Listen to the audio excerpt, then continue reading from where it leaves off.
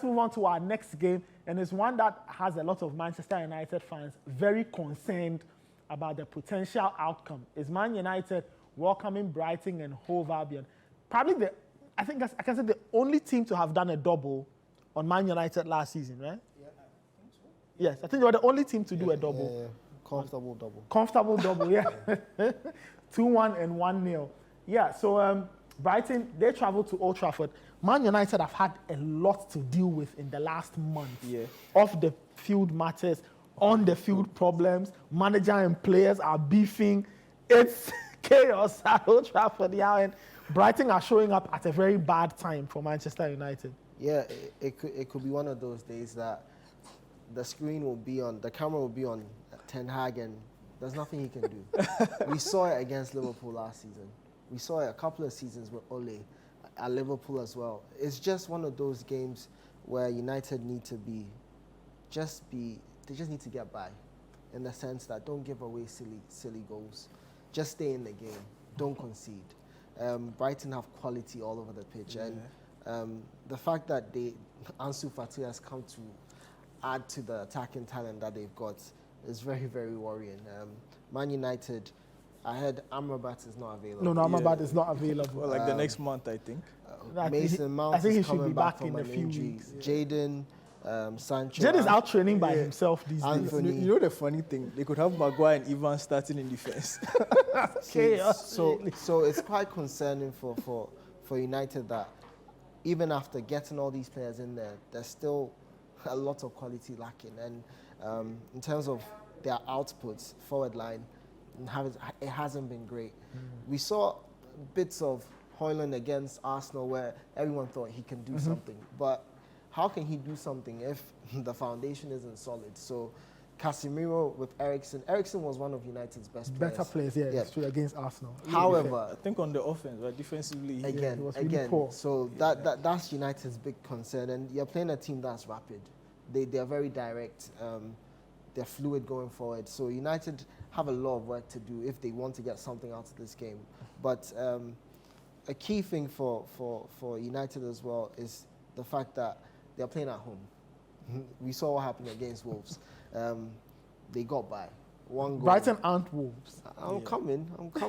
And then maybe against, officiating might favor them like against Forest as well. 2 goals down, United managed to scrape by.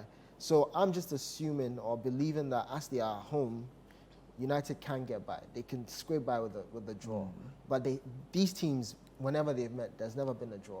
So there's always an outright winner. Outright winner, and it's looking more likely to be Brighton. Brighton than Man United. So you know, if you are Roberto De Zerbi, you'd probably be looking at Man United and thinking that this is one of the easiest away trips you will ever have. Can United give them a problem? I think they can, but I mean, De Zerbi will be humble, but if he was Patrick Beverley, he would say he's licking his lips because I don't think United would want to set up like how West Ham did when they went to Brighton. Okay. They are playing at home.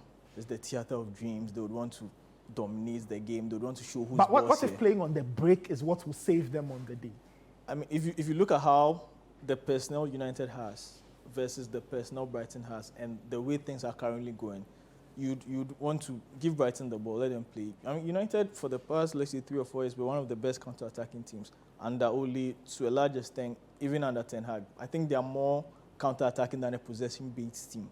So you'd think that's their strength. And it's through no fault of theirs. That's just who they are. Yeah, that's the kind of quality the players they make the system. So what they have is effectively what they would have to do with it. But then, would United do that? I don't think they would do that. Now, as I mentioned, you're not sure who will be playing in defense. And for your coach to openly come and say that your defense got worse when he brought on Johnny Evans and Maguire, then it already sends a message. Maguire already has his issues in the media. His mom has come out to defend him. All sorts of funny things. It's like United are having to deal with more PR problems than they have on the pitch. And they also have problems on the pitch with Antonio also being away. So for United, if I was Ten Hag, I would say you need to get a win, regardless of how you want to play. Get the win, because midweek too, you have Bayern. So should you lose to Brighton and then lose to Bayern too, it's going to be a lot for him. But I don't see United playing at home and playing on the counter. I really doubt that. And that will play into Brighton's hands. I don't know if Ferguson will be available to play. He had an injury before the international break. But even if he's not playing, they have so many Brighton weapons. does have quality. They can call João Pedro. There's even Welbeck. Like, it's an unending list of players who can hurt you multiple problems ways. On their hands. They can kill you with possession where they bait you and then they play the ball in behind.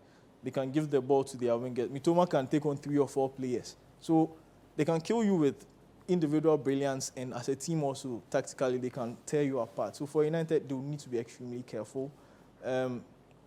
I don't know who plays in defense, but whoever plays in defense will have to be extremely careful. Well, look, it's a really tough time for Manchester United. Yeah. All the wrong things are happening to them at the same time. Personal problems, PR problems, all kinds of things. Anyway, look, we wish Man United the very best as they take on Brighton at Old Trafford.